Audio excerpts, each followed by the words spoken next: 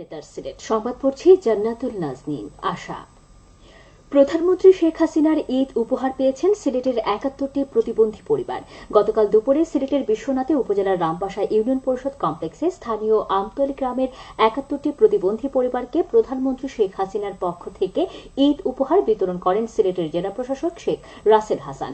বিশ্বনাথ উপজেলার নির্বাহী কর্মকর্তা শাহিনা আক্তারের সভাপতিত্বে ও প্রকল্প বাস্তবায়ন কর্মকর্তা পিআইও প্রজেশ চন্দ্র দাসের পরিচালনায় ঈদ উপহার বিতরণী অনুষ্ঠানে উপস্থিত ছিলেন অতিরিক্ত জেলা প্রশাসক এম এ কাশেম, জেলা ত্রাণ ও পুনর্বাসন কর্মকর্তা আব্দুল কুদ্দুস বুলবুল ও রামপাশা ইউনিয়ন পরিষদের চেয়ারম্যান ইমাম উদ্দিন।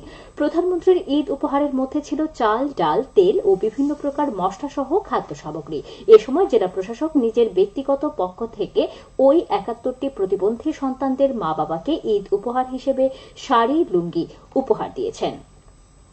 ঐতিহাসিক তেলিপাড়া দিবস আজ ১৯৭১ সালের এই দিনে হবিগঞ্জের মাধবপুর উপজেলার তেলিয়াপাড়া চা বাগানের ম্যানেজার বাংলোতে স্বাধীনতা যুদ্ধের প্রথম বৈঠক অনুষ্ঠিত হয়েছিল। ইস্ট বেঙ্গল রেজিমেন্টের ঊর্ধ্বতন ২৭ সেনা কর্মকর্তার উপস্থিতিতে এই বৈঠকে দেশকে স্বাধীন করার শপথ এবং যুদ্ধের রণকৌশল গ্রহণ করা হয়। সেখানে মুক্তিযুদ্ধের রণাঙ্গনকে ১১ ভাগ করা হয়। অস্ত্রের যোগান, আন্তর্জাতিক সমর্থন সহ গুরুত্বপূর্ণ ঐতিহাসিক সিদ্ধান্ত গৃহীত হয় এই সভায়। ১৯৭১ সালের ৪ এপ্রিল যে বৈঠক অনুষ্ঠিত হয়েছিল, ঐতিহাসিক ওই বৈঠকে নেতৃত্ব দিয়েছিলেন মুক্তিযুদ্ধের প্রধান সেনাপতি জেনারেল মোহাম্মদ আতাউল গনি ওসমানী। তিনি ভারতের আগরতলা থেকে এসে ওই বৈঠকে যোগ দেন। দিবসটি পালন উপলক্ষে স্থানীয় মুক্তিযোদ্ধা কমান্ড ফুল দিয়ে শ্রদ্ধা জানানো সহ বিভিন্ন কর্মসূচি গ্রহণ করেছে। আমাদের চলচ্চিত্র আমাদের অহংকার, প্রেক্ষাগৃহে দেখব ছবি, এই হোক অঙ্গীকার। এই প্রতিপাদ্যকে সামনে রেখে সারা দেশের মতো সিলেটেও গতকাল পালিত হয়েছে জাতীয় চলচ্চিত্র দিবস।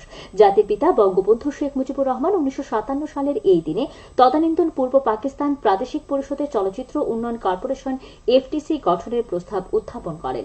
পরবর্তীতে দিনটিকে স্মরণ করে ২০১২ সাল থেকে জাতীয় চলচ্চিত্র দিবস উদযাপন করা হয়। দিবসটি উপলক্ষে আলোচনা সভা ও গুণী শিল্পীদের সংবর্ধনা প্রদান করা হয়েছে। গতকাল মৌলভীবাজারে জেলা শিল্পকলা একাডেমিতে অনুষ্ঠিত আলোচনা সভায় প্রধান অতিথি ছিলেন জেলা প্রশাসক ড উর্মি বিনতে সালাম। এ সময় জেলার ১৯ জন গুণী শিল্পীকে সংবর্ধনা প্রদান করা হয়। শিল্পকলা একাডেমি এর আয়োজন করে। পবিত্র ঈদ উল ফিতর উদযাপনে আইন শৃঙ্খলা পরিস্থিতি স্বাভাবিক রাখার বিষয়ে সভা অনুষ্ঠিত হয়েছে গতকাল হবিগঞ্জে। কালেক্টরেটে অনুষ্ঠিত সভায় সভাপতিত্ব করেন জেলা প্রশাসক জিলুফা সুলতানা।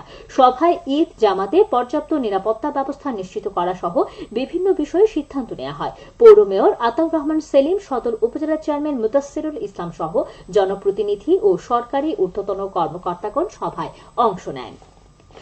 সিলেট প্রেস ক্লাবের দ্বিতীয় বার্ষিক নির্বাচনের চূড়ান্ত প্রার্থীর তালিকা প্রকাশ করা হয়েছে গতকাল। মনোনয়নপত্র প্রত্যাহারের শেষ দিনে গতকাল ২ জন প্রার্থী তাদের প্রার্থিতা প্রত্যাহার করে নেন। নির্বাচনে ১১টি পদের বিপরীতে বর্তমানে ২৩ জন প্রার্থী প্রতিদ্বন্দ্বিতা করছেন। আগামী ১৮ এপ্রিল বিকেল ৩টা থেকে বিকেল ৫টা পর্যন্ত বিরতিহীনভাবে ভোট গ্রহণ অনুষ্ঠিত হবে। এর আগে সকাল ১০টায় শুরু হবে সাধারণ সভা। পবিত্র ঈদ উল ফিতর উপলক্ষে প্রধানমন্ত্রী শেখ হাসিনার পক্ষ থেকে ভিজিএফ এর চাল বিতরণ করা হয়েছে গতকাল মৌলভীবাজারের কমলগঞ্জ পৌর এলাকায়। এ উপলক্ষে আয়োজিত অনুষ্ঠানে ৩,০০০ পরিবারের মধ্যে ১০ কেজি করে ভিজিএফ এর চাল বিতরণ করা হয়।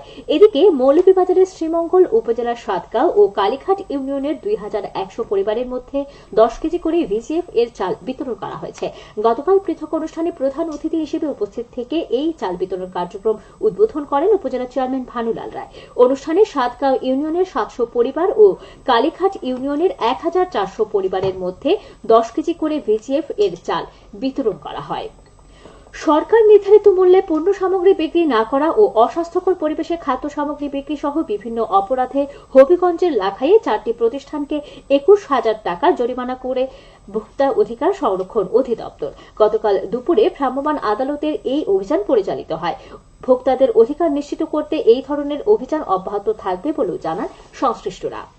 এখন শুনুন কৃষি সংবাদ।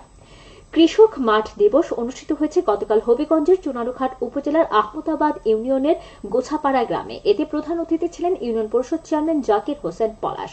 মাঠ দিবসের আলোচনা সভায় ইউনিয়নের শতাধিক কৃষক সহ গণ্যমান্য ব্যক্তিবর্গ উপস্থিত ছিলেন। সভায় আমন ফসলের ধানের জাত নিয়ে নানা পরামর্শ ও ৫০ জন কৃষককে বীজ প্রদান করা হয়। খেলার খবর ক্রিকেট। সিলেট জেলা স্টেডিয়ামে দ্বিতীয় বিভাগ ক্রিকেট লিগে আজ শেখঘাট পাইওনিয়ার্স গ্রিন ব্লু নবাগত ক্রীড়া চক্রের মোকাবিলা করবে। গতকাল জালালাবাদ ক্লাব 32 রানে ইসমাইল স্পোর্টিং ক্লাবকে পরাজিত করে। প্রথমে ব্যাট করে জালালাবাদ ক্লাব 28 ওভার 1 বলে সবকটি উইকেট হারিয়ে 143 রান করে। জবাবে ইসমাইল স্পোর্টিং ক্লাব 25 ওভারে 111 রানে গুটিয়ে যায়। সেহরি ও ইফতারের সময়সূচি। সিলেট ওয়ের পার্শ্ববর্তী এলাকায় আজ ইফতার সন্ধ্যে 6:14 মিনিটে এবং আগামীকাল সেহরি শেষ সময় ভোর 4:19 মিনিটে। সবশেষে আবহাওয়া।